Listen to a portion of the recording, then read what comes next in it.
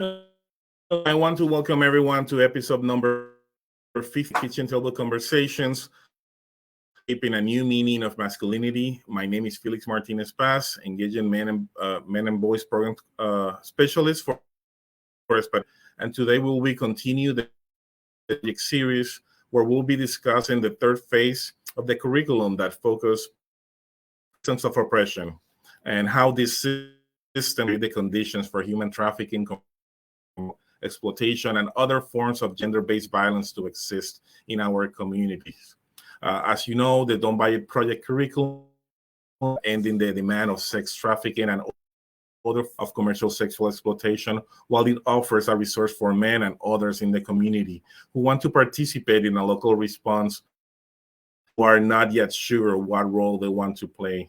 So our goal today will be to identify strategies through our connections with one another that will help us transform the conditions or the existing conditions and allow sex trafficking and commercial sexual to exist. So I will let some space for our friends or folks here to introduce themselves.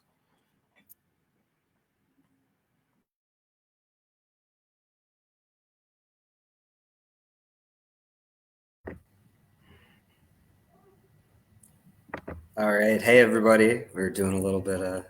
Are you going first or am I going first? Good to see you, Serrano, and good to be back with you, Felix, and all of our folks who are tuning in.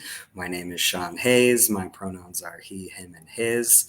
And I am the program coordinator for the Don't Buy It project at Men As Peacemakers. And we are based up north here in northern Minnesota in Duluth. And yeah, just excited to be with y'all again and to have this conversation.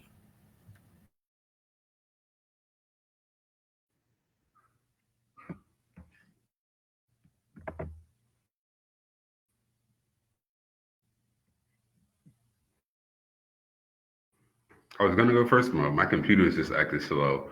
Thank you for having me again. My name.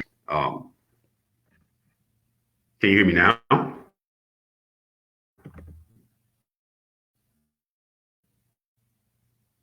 Can you hear me?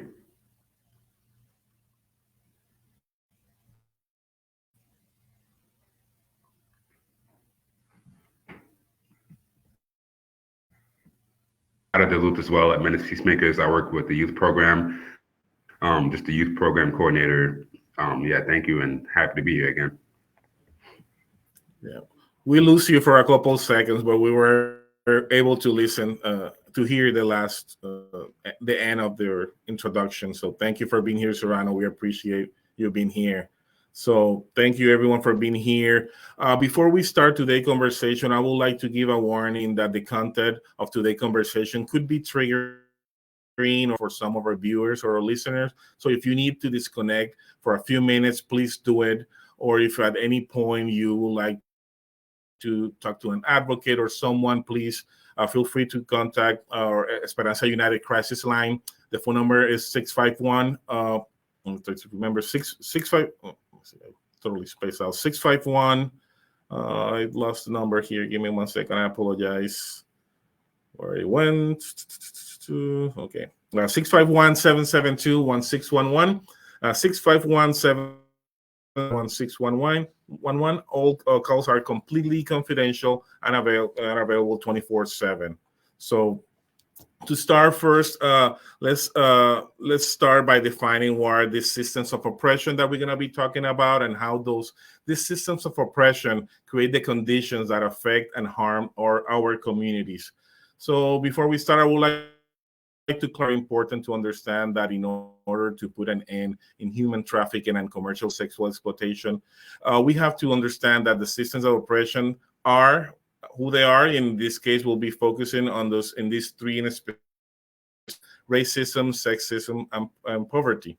So we define systems of oppression as a set of social cultural conditions that categorize and rank the value of human life, the personal or collective identity of a specific group.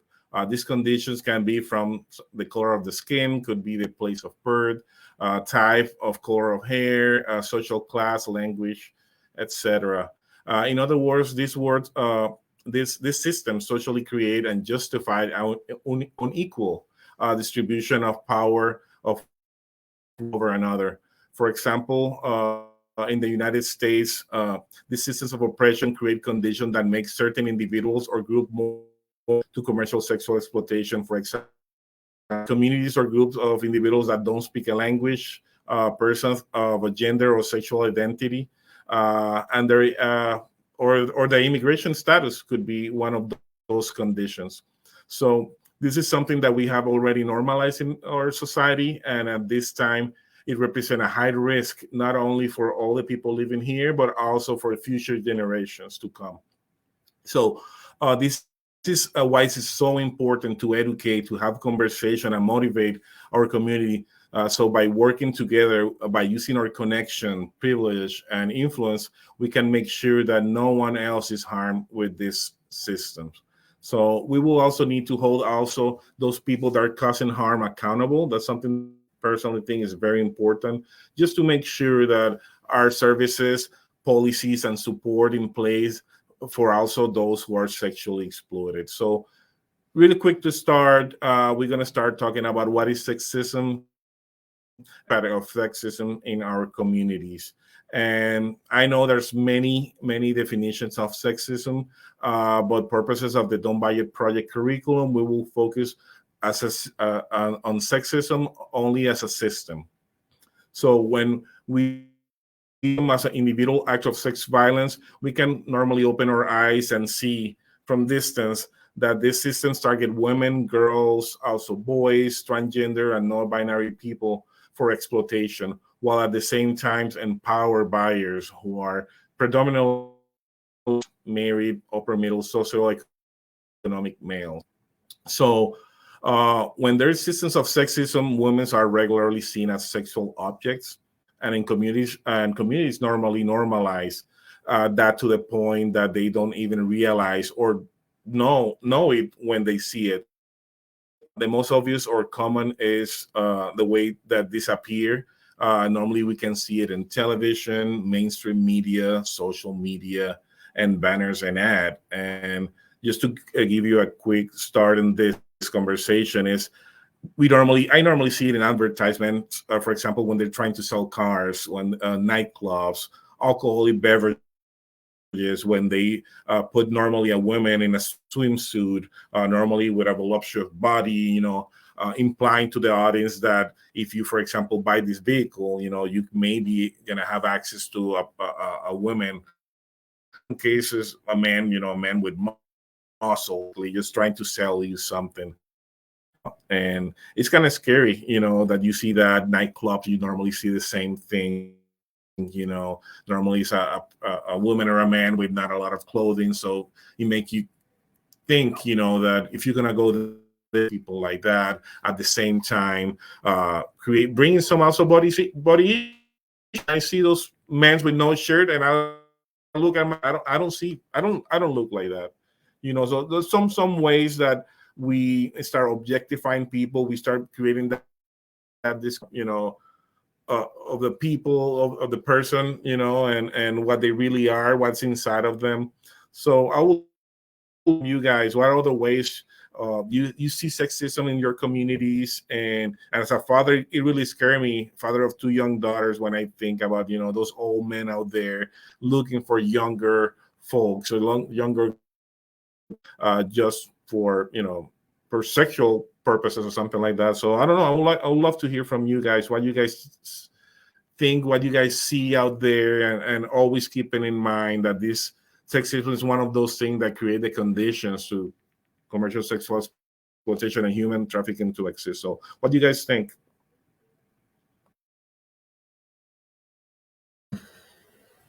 Yeah, it's gosh, I'll jump in here first. I know, I think for a lot of folks, when we think about sexism, it's just sort of one of those things that is sort of like baked into our society, and we don't even really notice it a lot of the times unless we're actually having a conversation like today, where we are looking and we're trying to see those things, right? I think, what you brought up, Felix, about like everything we see from Hollywood to in the media, the representation that we see of men and masculine people being elevated and shown in these really, strong and powerful ways. And then when we think about the women, femme folks, non-binary folks, like you said, there is just this sexualization that happens. And what's coming to my mind right now is like how early that seems to start, even in our society, like with,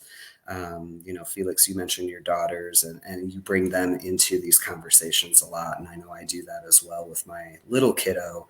And it's just, even seeing like the clothes that are out there for little girls to wear who are under 5 years old, with these short shorts and just very, very sexualized apparel that like, this is our option. And if you, if you want something different than that, like where do we find that? Do we shop in the boys section? And so I think it's like this culture of, really valuing women and femme folks for, that sort of like sex appeal. And I think about like the whole like ad campaign stuff where it's like folks talk about sex sells, right? So when we show these, scantily clad women, or we use women in that way to sell products, and we're like elevating women, but only in this way around their sexuality and their, being attracted to them. So that's why I'm going to go buy that truck or that cheeseburger or whatever. It's very weird to me. And I think a lot of folks in our communities, especially in like these social justice sort of movement community spaces, we talk a lot about how we want things to be equitable between men and women and all the other gender folks that are out there as well. And so it is really, I don't know, for me, I guess my first thoughts are like, it's so deeply embedded in everything we see, how we value men and we devalue women. And I think, when men see women as objects, of sexual desire or what have you, it just, it creates the conditions where these folks are more vulnerable, where we, like, what does it look like for us as men and masculine folks to start noticing those ways that women are being sexualized? And, like, what does it look like for us to stand up and say, actually, no, like, we value women and femme folks in our communities for so much more than this sort of one thing that is sort of the story that we see a lot, whether it's in movies or TV or commercials. So, I think, especially when I think about like Black and brown women and femme folks and non-binary people, like that sexualization starts very young as well, where we're, like expecting these young girls to, act older than what they are, much older. And so it's very weird and it's very creepy to me when you really sort of start thinking about this. And I think we can do better. We got to do better.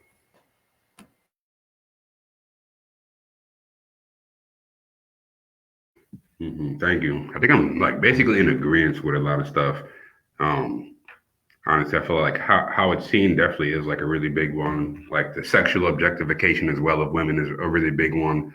So I think it comes down to like, and just the fact that we push like little boys or men to kind of go get that, right? I think I spoke about it a couple of years ago. It's like when you mixture like what it is to be a man with like, like the desires of sexualization, it's only going to have problems out of that. You tell a young boy, young man, like, you got to go get it by any means, go get it. This is your way of passage. And then we forget that there's people on the other side of that. We forget that there's people who are harmed because of that. Like, just because one person wants to have something and the other person doesn't mean it should still happen. But that's the way it happens most of the time. Or that person is either shunned or made less than for not wanting it to happen. Or when it does happen, it's almost like women too, when it comes to sex, they don't have like the upper hand at all. They either like church you, right, for like having too less sex, or like, being called words for having too much sex. And then when you look at those aspects too, like one person is like right? The king, the this, the that, when they have a lot of partners or sexual partners. But then how do we view women if they have a lot of sexual partners? So I think like that in and of itself is just unfair when we look at like the basis of it. Like, and then I think like I agree with like how it's seen as well, how it's seen on media. It kind of almost forms like a sense of entitlement for men specifically too, or for people who like desire women. I think it really does. It's almost like I got that Camaro, right? And there's a girl in the video. So I pull up to a girl with my Camaro and I'm like, well, I got a Camaro. I still don't know who you are. I didn't ask you your fucking name yet. Oh, my bad. I don't mean to curse, but I didn't ask you who you are yet. I'm just like, I got the Camaro, right? Man plus Camaro means open legs, right?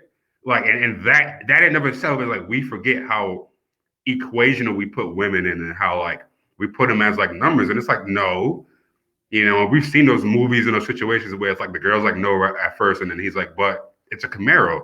And then she's like, no, and kind of more lean into it and then making her lean to the yes. And he's like, but and the only thing he's saying is this, and you can switch that up for anything else, right? Like, liquor commercials, any other commercials where you can get something to like be seen as the top person.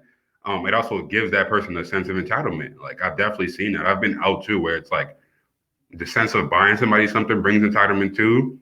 It's like, where does that even come from as well? So it's almost like we be feeling like women owe us something. Like it's like she owes it to me to fulfill my sexual desires. And it's like that has no form of self in it at all. It's almost like we're trying to, obviously that's what sexism is, but it's almost like we're trying to take the self away from an entire human being, like just to control them. Because it's like if we're in charge of everything, then that other person doesn't have any form of self. They don't have any thought of like, do I get a decision? Did I get to talk through this? I think roles are a big part. And I'm gonna try to be quick too with this first one, but I think roles are a big part too. That bring a lot of harm. I kind of grew up with a mom that like just wanted to do what she wanted to do, and that was like it was fucked up to see that that's harmful. Like I mean, just because she's a woman doesn't mean she can't work or can't be the primary person to do things and take care of business. So I've actually learned how to like take care of business through my mom, but it was also through her like other men like basically making her feel like she was less than or that she couldn't do it. Right. So I think we look at roles and like that's in and of itself. We make them, stay home, cook, all the like inferior things that we would know to be called inferior, especially compared to superior. We make women take that. It's almost like the scraps of the world in that sense. Like we go out, we're like the ones that look good with the jobs and with the suits and shit, and they get to sit at home. Nobody really know them. They don't get to go out and connect, have a social life. They're hip bone to the children, to love, to cater into all the things that we should be equally kind of divvying out, So even just down the roads, like it's just not fair. And then I think the last one kind of connects to the both of those two, and it's just like the power of what comes behind that. Take what I said in every situation and take a woman who tried to fight back. Like that's always has always like equated harm for that person, right? Like and just the utter like thought of like talking back. It's like, how can a grown-ass person be being talking about? First of all, I'm grown, right? She's grown. There's no way somebody grown can be called talking back. But even then, it's like we show men and boys like that we're supposed to be the end all be all. Even if the conversations, we make them be like, oh, well, I'm the last thing talking. Like, well, it's my call is it. I got the last call. And then when they decide to have a conversation, which is called a conversation, you discuss these things. It's called talking back. And it's like, that person's not 9 years old. Like, that's not your child, right? But that's basically what sexism and any ism is making somebody feel like they're not a human, that they are an adjacent to you, that they are an object of yours, that they are basically like beneath you, that they are not even a reflection, but like an attachment to you, which is fucked up. Like no human is going to feel a form of self through any of those things. So I think that was a really great like first question. And I feel like I could literally just keep going crazy, but I'm gonna stop right there because I think like it's good to like talk about the many forms of way like sexism exists, especially for young people who just think, because I grew up sadly thinking it was natural. I'm not even gonna lie to y'all too. Like, growing up where I grew up, like the shit was natural. So when I had to unlearn it, like everything was uncomfortable. So we got to realize that there's people who are like just naturally being like dominant for no reason or naturally being able to take over while stepping on somebody. So just having them know that they can also unlearn that too. Absolutely, yeah. Normalizing objectification of women affect the way, obviously, the society treat women. Is a woman is a sexual object instead of a human being. Degradation, is what's going to happen, what's going to occur, by allowing this. We're giving men permission, like you guys mentioned, to engage in street harassment, to expect sex from a relationship just because it's a woman, or to respond with anger, in a moment of violence. So it's something that is causing a lot of harm, obviously, and the other extreme, when there are cases of violence, we excuse it sometimes, or do not believe the victim when it happened, just because of that power, and control that exists. Since we consider that she was because she was wearing a miniskirt, or just because she was wearing, or because she was alone at night. So it's very important to realize how we have normalized this type of behavior and sexism, and how those allowed and created for people to be exploited, because you're taking that human aspect for those individuals. So it causes a lot of harm in this topic, just because we want also you guys, to people listening, to see your circles, look around you, start looking for those red flags, and look what we can do, to create those safest spaces, so we don't tolerate objectification just because we're degrading people with that. So it's a very important topic to this, and to see how other also systems of oppression, they are they're one over each other, and how they're together create those conditions. So thank you for sharing that. One of the other systems of oppression that comes to my mind is racism, and what is the impact of racism, and in this conversation that we're having. And in order to have a better understanding of racism, obviously as a system, it's very helpful also to define and distinguish the intolerance for other ethnic groups and their connection with white supremacy groups. For example, white supremacy is a systematic social order that protects the superiority of white people and that channel resources to white people, obviously. So it is defined as a systematic implementation of white supremacy through the systems, and these institutions are, for example, access to housing, government, education, media, businesses, healthcare, justice, employment, work, politics, religion. You just name it. It's a way of doing things that favors white people and put everyone who isn't white in a disadvantage. Systematic racism create web of opportunities for white people, creating a dominant group and blocking opportunities for other people that are non-white. So I would love to also hear from you guys, especially because this intolerance a lot of times is defined, in expression of hatred, against certain groups. When we talk about racism, could be the color of the skin, could be many things, but also, by identity, and based on that person, racial, cultural identity. It's scary also at the same time. Country can be seen or masked, with expression of patriotism or nationalism. That's something that we're seeing a lot, and we're seeing this movement, the white supremacy movement there, uh, voice, and I understand that everybody have the rights to express themselves, but when you're bringing hate, when you're bringing division, it's not good, and when we see racism and how that affect people and put in situations that they're more vulnerable to be victims of gender-based violence and also human trafficking, it's scary, and see how these groups are taking this power and controlling the power. So when you see communities that they're not doing well, they think, well, they're not doing well just because they don't want to, just because they rather leave from stamps or stuff like that, when in reality they don't have really good school systems, they don't have good schools, they don't have good computers, so it make everything a lot harder for them, while we moving all that money and all those resources for specific groups. But yeah, so what do you you guys think seen racism in your communities, in your circles, and how you guys think that obviously create those conditions based in what you have seen in your surroundings and in your circles?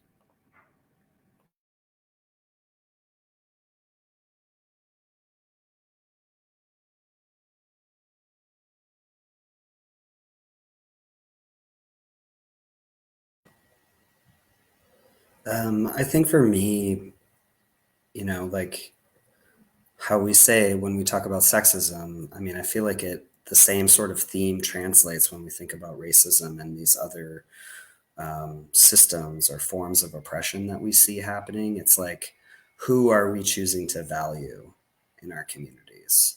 And like when I think about racism and the habits of white supremacy that I, as a white person, have, and I bring those things with me into every space that I walk into. It's like our our society, our communities are made up of all different kinds of folks, and yet, as you say, resources, money, benefits, all of this privilege is afforded to white folks. And then it's like what you had said before, when we combine those systems, right? When we're thinking about, okay, so white folks, white men, white men with money are like, the highest valued group of people in this society that we live in, at least, within the United States. And so, I mean, I think for me, I think one of the things I thought of was the Garden of Truth research study that was done by MUSAC, which is the Minnesota Indian Women's Sexual Assault Coalition, and they are based down in the Twin Cities, Minneapolis, I think.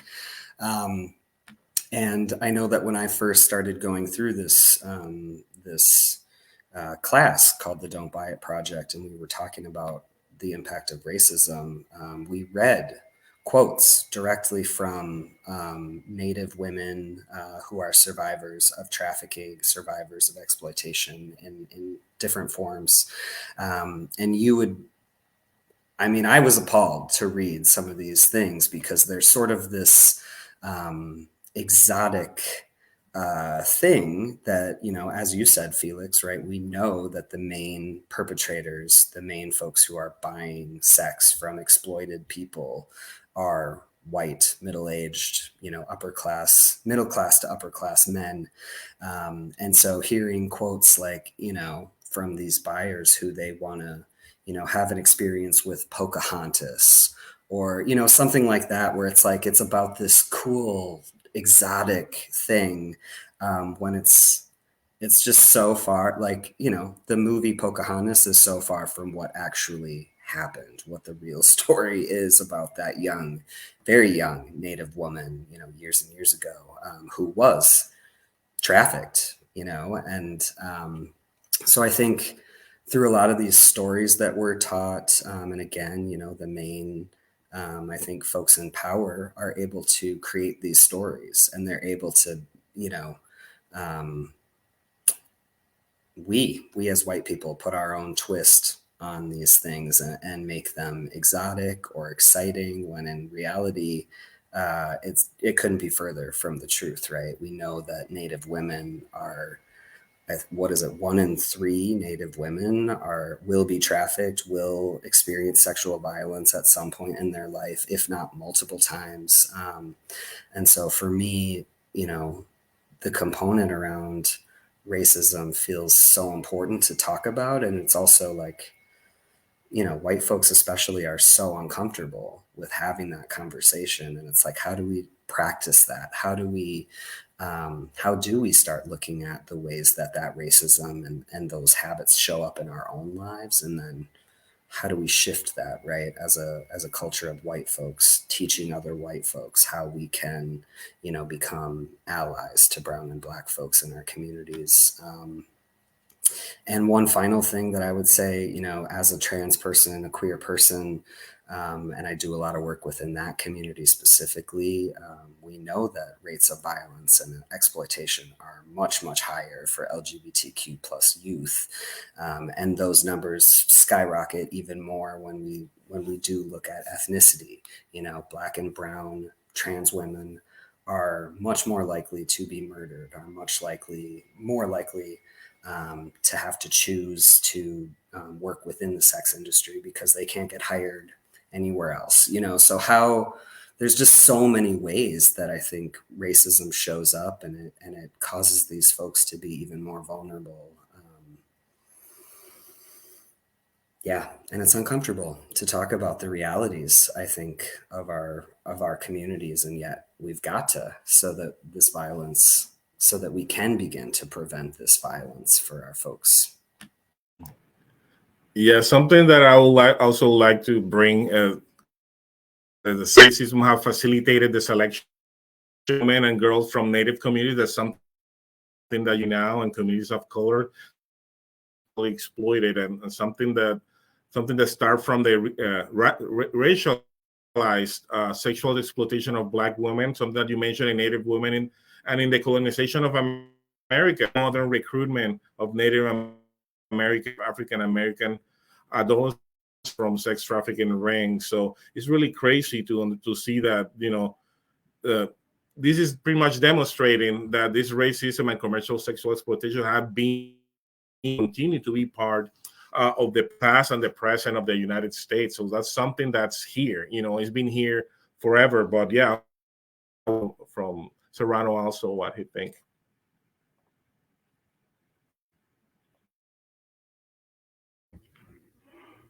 Yeah, definitely. When I think about this question, I think just like the ways in which like we dehumanize like folks of color is like kind of pretty evident. And I feel like that's the main, for me, it's like the main feeling. It's like, damn, like when it comes to like being a human, there's always like no right way to be when you're of color.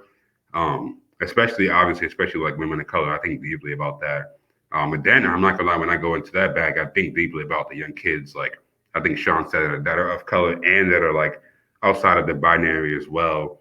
I'd say that's probably at no disrespect, but that's probably at like I guess realistically, that's like at the bottom because like people don't realize it's like they're also not protected by us.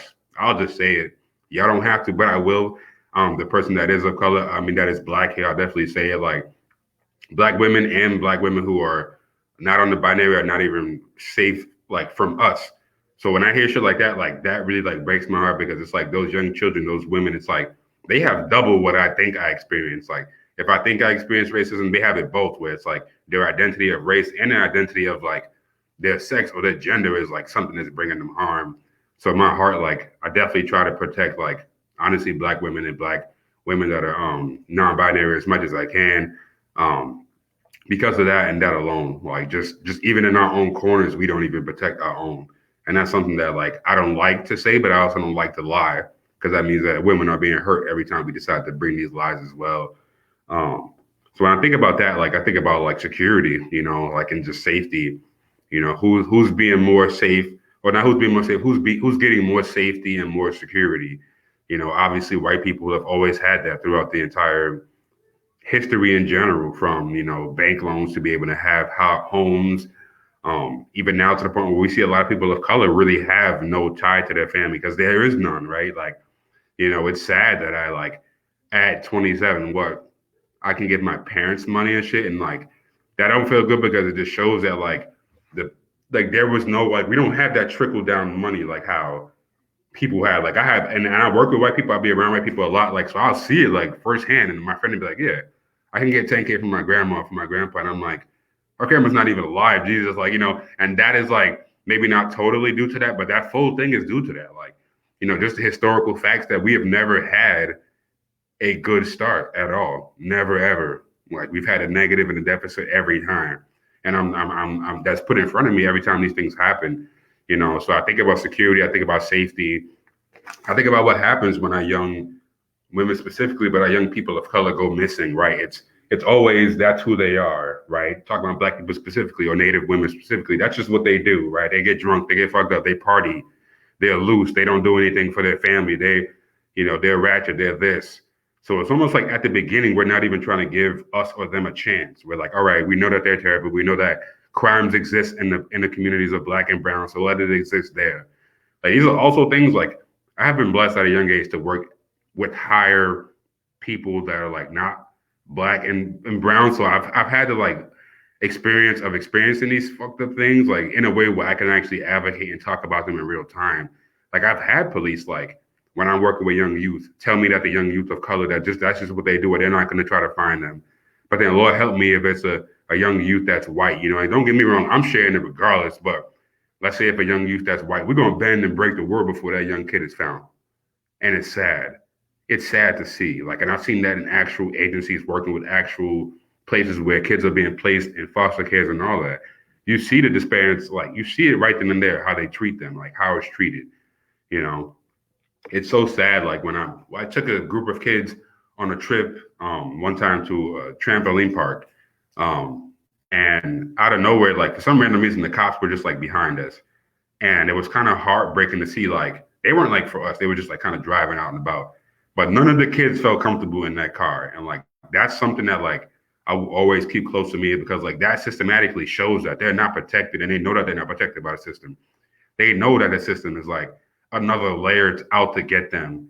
And that's like harsh, like, you know. So I think I bring a different outlook working with people younger than us, like that new age outlook, but it's true. It's true. Like our connection between that is like, it's very bad. And it's due to that, right? Like I could just imagine how these cops are treating our young kids of color.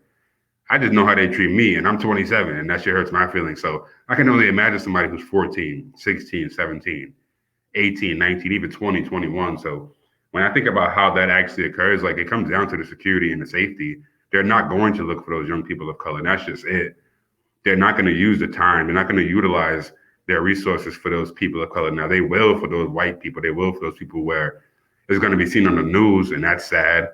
You know, that clearly shows a systematic representation right there of who's being put on the news and who's not, and at which rate people are being put on the news. And even when they are, what picture is that, right? Like, I would rather not be on the news than be on the news and be called a fucking monster. You don't know who I am, right? This is what people of color have to deal with. It don't matter what they do. They just get a bad rap in general. It's like labeled as you come out the womb, and it's kind of sad.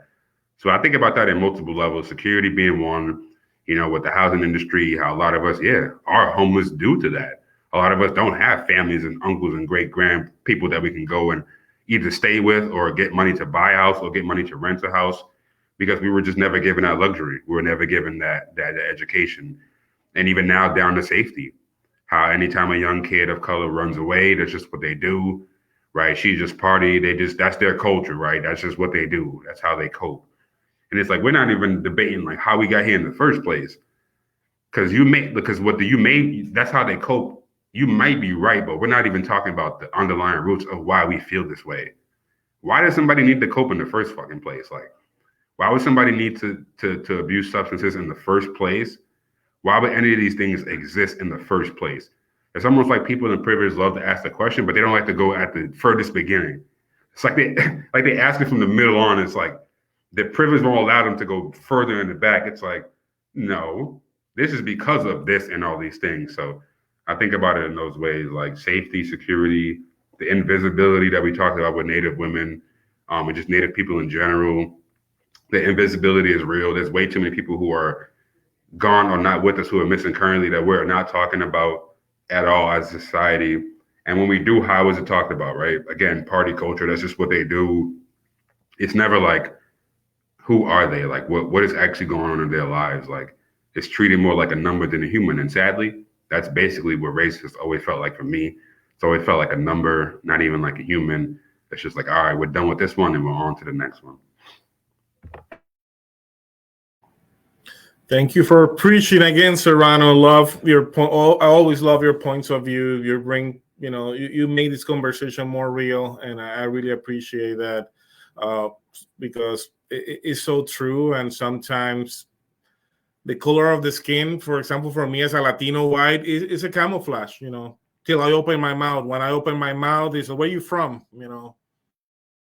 So you're too white to be Puerto Rican. That's the first thing that I hear 90% of the time, that, they start judging you right away from where you're from just because color of the skin. So there's something really, really sad and real that happening in our communities.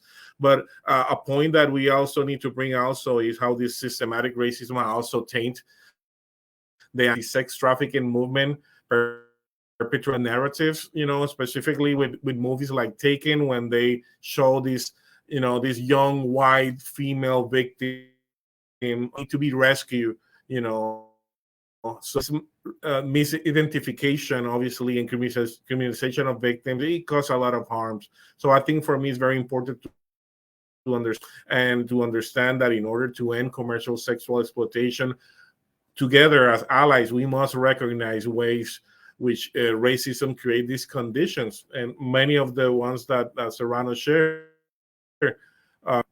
allowed sexual exploitation to occur. So let's educate ourselves, have these conversations. Let's work together so create systems and communities free of sex trafficking and commercial sexual.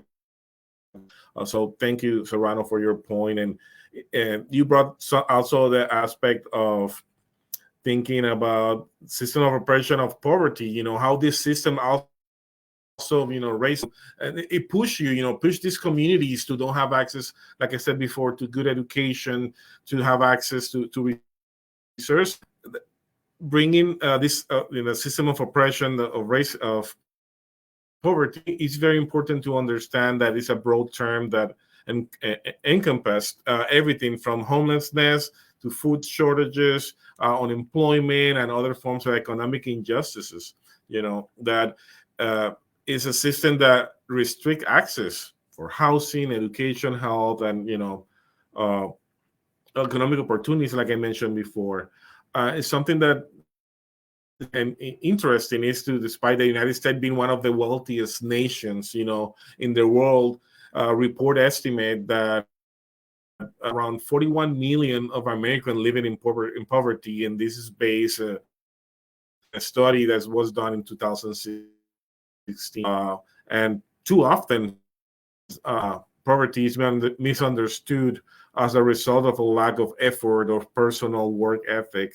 But in reality, many people in situations of poverty can consider working poor just because, in other words, they work, but they work part-time, but also the systems don't provide you those opportunities to succeed and to do better, in your life. So poverty is also a single greatest threat for children's, in the United States, being affecting their well-being, contributing to a poor physically, mental, socially, and emotional health, something that in or more difficult learning and affect you in every single day life. So I'd love to hear from you guys too, a little bit about how you guys see when we're thinking about the system of oppression of poverty, what you guys have seen out there too, how that affect you in one way or people around you, and also how these systems, obviously of poverty, create the conditions that allow this system and commercial sexual exploitation and to exist. So I would love to hear from you guys a little bit.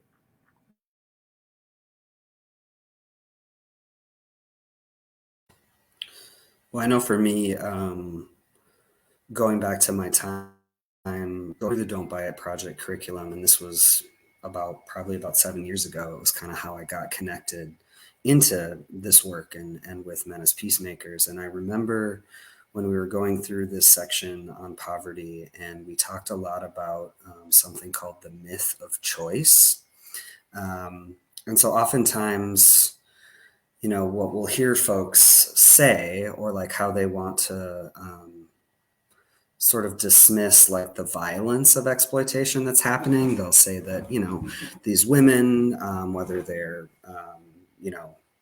doing sex work or being sexually exploited, working within pornography, strip clubs, all these different areas where folks are exploited. A lot of folks will say, well, they're choosing to do that. They chose to become a stripper. They chose to do cam work and things like this. And when we really dig a little deeper into that, and I had heard that, I think I was someone who thought like, well, yeah, of course, someone who's working at a strip club has chosen that's what they want to do. Like, let them do that. But then, like I said, when we dig a little deeper into that, why is that the choice they made? Is that the choice they made and they had all these other jobs to choose from and they said, that's the one I want? Or is it because there's a lack of actual choice? There's a lack of folks being hired and then having to turn to these other options, which are violent, which are not healthy for them, right? Like if the choice is between feeding your child that night and, going to the strip club and making that money, right, to do that, what are you going to do as a parent? Are you going to sit by and watch your child go hungry, right? So yeah, just this whole idea of choice. For me, I think a lot about that, especially when I think about, and we know that like trans folks, queer folks, especially folks of color within those communities are doing sex work a lot. Like we know those numbers are higher there. And so then I always ask the question like, well, if there were other options for these folks, would they still be doing that? If they could get hired on at some nonprofit or business or, make a living wage in another way, would they still choose this work? And not to say that there aren't people who do choose this, right? Because that's what they want for their lives. Like, I think it's important to note that like the people we're talking about here are folks who are being harmed and who are being exploited, right? I think there is a separation. There are folks who do this out of choice, out of healthy choices for themselves. But when we think about all of the folks who, whether they're homeless LGBTQ plus youth who are being picked up because no one's out there taking care of them, right? They're living on the streets. They have nothing. They have no way to survive. And then this person pulls up and says, I can get you dinner. I can buy you clothes. I can provide for you. And then they're sort of pulled into this life, right, where they're going to be exploited, harmed, experience a lot of violence. So for me, it's just like asking those questions rather than just assuming when you go or what you're watching. If you're watching pornography, we assume that people are doing this because they want to, that they have given consent. And I think there's just a lot of like other factors that we don't want to think about. We don't want to think about, well, why are trans women of color having to do sex work? Because they're not being hired in our communities, right? And so how do we create jobs? How do we create the understanding and teach folks, that trans folks deserve to have employment, and deserve to be able to take care of themselves. So there's just so many like underlying issues that it takes work to actually take that time to think about it. Yeah, I'll pause there.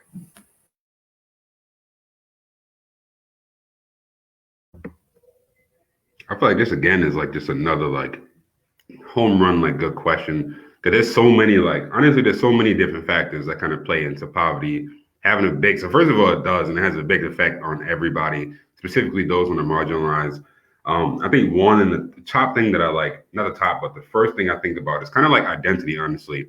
And one thing I've noticed, especially working with people, is like the way the system has made us feel what we deserve and what we don't. Actually, I'm gonna stay there just on what we deserve because it's fucked up and it's like. And again, my bad. I apologize for the language.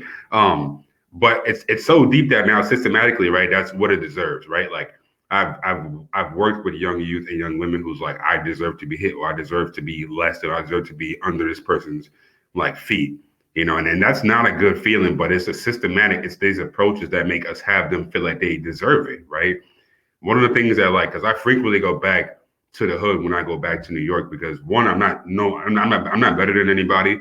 Just because I had it out don't mean I couldn't have stayed in. But one of my daunting moments I want to tell you too, and it broke my heart, I'm not going to lie, was I think it was around the day that I was leaving.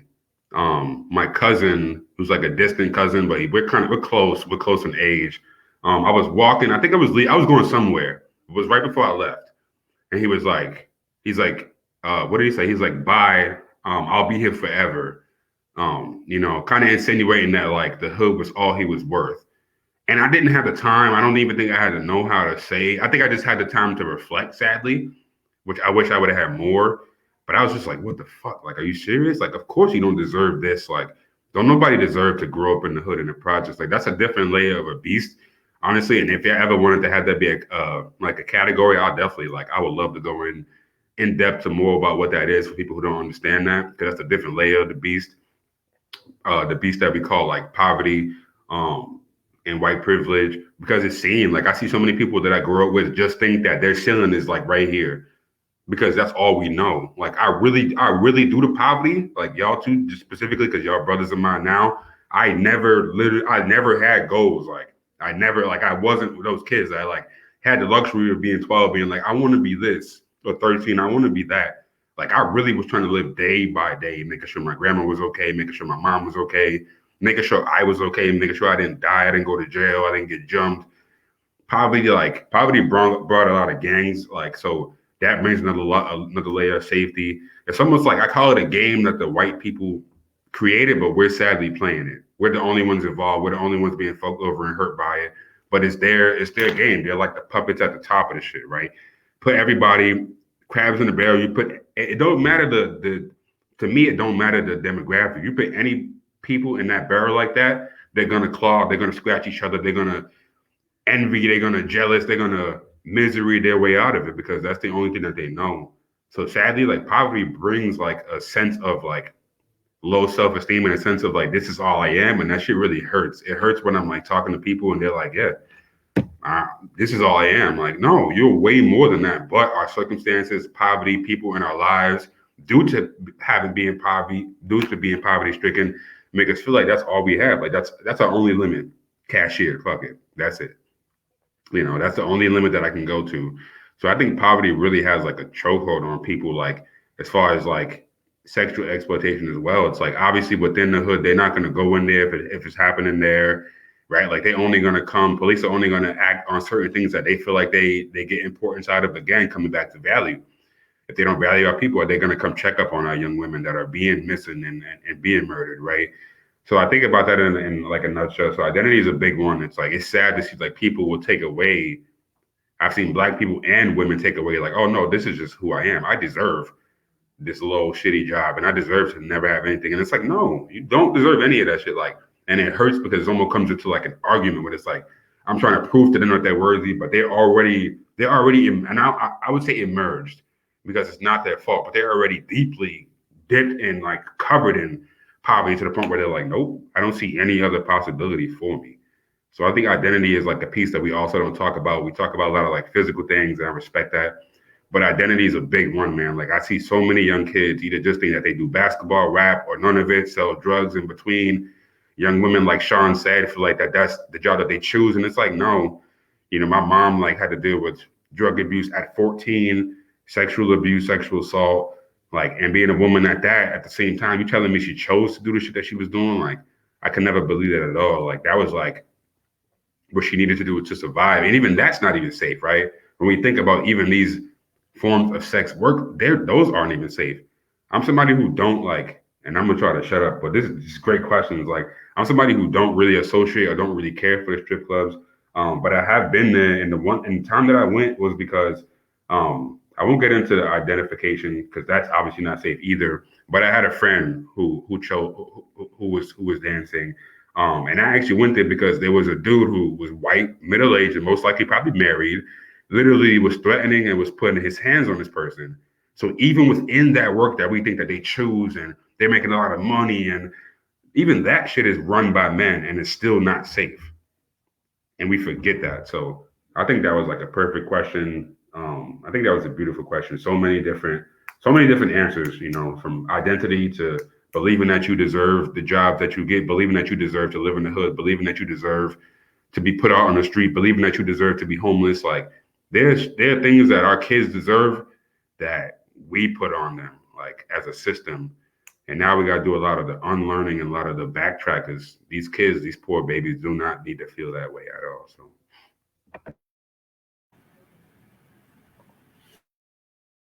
Well, to see how these systems of oppression cause so much harm to our communities, and how we have normalized them, those systems of oppression, and how some individuals decide to stay silent and or decide not to take action. You know, as part of the BIPOC community, I always, embrace my culture, be sure that other folks in my community do it the same way, to be proud of it, and to fight for for equity, fight for access, so everybody have access to the same.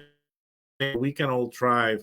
So to conclude, why it's important to strengthen effective allies when you want to build equitable communities. Allies who want to end commercial sexual exploitation must work to build, these communities. We all need to work to do that, if we want those equitable places where everyone have access to resources, not just to survive, but just to thrive, to reach our full potentials.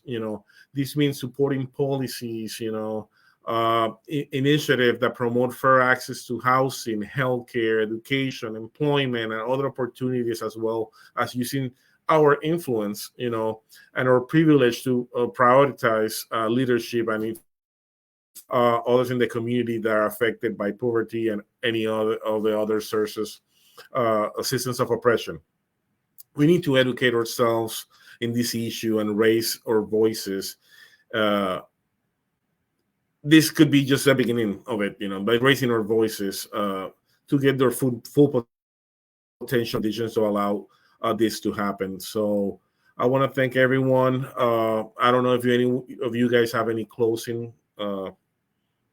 something to close. I know we only have a couple minutes left. I'm very grateful of this conversation, and part of this conversation is this opportunity to bring the curriculum and see the importance of opportunities and guys like this one, so they don't buy it, because it's making a difference, creating awareness of how the systems of oppression are affecting us. And sometimes we think, no, that doesn't affect me, affect us all as a community, because we all at the end we're a whole. We all live together, we share a same space. And when we see the harm that is caused by these systems of oppression, as human beings, we're better than that. We have the capacity, we have the potential to make a difference and to change the systems to make them more equitable. And so women's and men and, married folks have opportunities, communities of color have the same opportunities. So I don't know if any of you guys have any closing, anything for close. I'll defer to you, Serrano, and then if you want to share anything, and then I can wrap us up here. I would say just listen to your people. One thing I'm trying to get better at is knowing when I'm not qualified for a conversation. And I think that's something that we should be, not us people, white privilege should be better at. So I'll say listen to the women in your family, listen to the people of color, especially when you don't experience what they experience. Just please listen to them. And that's all from me. So thank you. Yeah, I appreciate that, Serrano, because I think, unless we're willing to listen to folks' stories, we're never going to actually understand what they're experiencing and how do we actually end this violence from happening, right? I think, my final thoughts are just we can't expect to end this type of violence in our communities unless we're actually willing to talk about what is causing it, right? What is impacting this? What is causing our Black and brown youth to be trafficked at these higher rates, right? We have to admit that these systems exist within our society, that we as white folks since colonization have created these systems, and we've been benefiting from them for all time, and so how do we actually be honest about that and look to start making changes so that all of us can be equally valued, can all equally have those chances to succeed and do the things that we want to do and love to do in our lives. So I'm just feeling deeply appreciative of both of y'all and all of y'all who have tuned in with us or are watching this after the fact. It's a really important conversation, and it may feel really difficult to have that conversation with your buddies or with your spouse or your family members, but we can do it, we just practice it. And that's, one of the biggest reasons that we continue to host these kitchen table conversations, is just to show there's a lot of hard stuff to talk through and to figure out and to begin to understand if we're going to prevent violence and commercial sexual exploitation and trafficking in our communities and help our folks. So again, thank you to all of you who have joined us or tuned in after the fact. This is our 58th live kitchen table conversation. Woo! We want to thank our funding partners, Blue Cross Blue Shield of Minnesota, as well as the Novo Foundation, for all of their support and partnership over these last couple of years. And as a reminder, for folks who don't know, we host these conversations every other Thursday at 12 p.m. Central Standard Time. And we're very excited next time on Thursday, May 18th, to be welcoming in a special guest star, Seth Quam, who is the Health Promotion and Violence Prevention Program Manager. That's a mouthful. At the University of St. Thomas, which is based out in the Twin Cities. So we're very excited to have Seth join us next time. And we hope that you'll tune in to hear more about him and how he got involved doing the work he does on that campus. So don't forget, you can like our Facebook page, find us on YouTube, watch all of our past conversations. And as always, we'd love to hear from you. If you'd like to hear us talk about a certain topic, if you have questions, if you want to come on and try your hand at being on these kitchen table conversations, we welcome folks in all the time. So thanks again for tuning in, and we hope that we'll see y'all next time in a couple of weeks. And until then, take good care.